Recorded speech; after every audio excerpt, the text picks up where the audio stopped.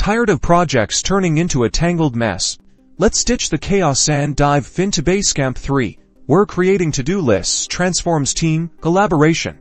In this video, I'll show you how to create and manage to-dos in Basecamp 3. First, navigate to your desired project in Basecamp 3, then locate the to-do section within the project. Click on the Add a to-do list button. Now, give your new to-do list a descriptive name. For example, if you're planning a website launch, you might name it Website Launch Tasks. Add a description. Click Create this to-do list. To add individual tasks, click Add a to-do. Type in a description of your task now. Choose the assignee. Select the team member who will be responsible for completing this specific task.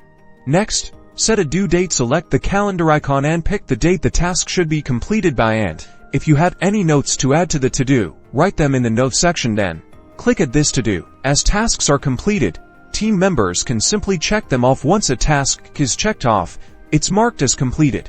You can also click into each to-do and add comments, which facilitates collaboration and allows for detailed discussions around each task. And there you have it.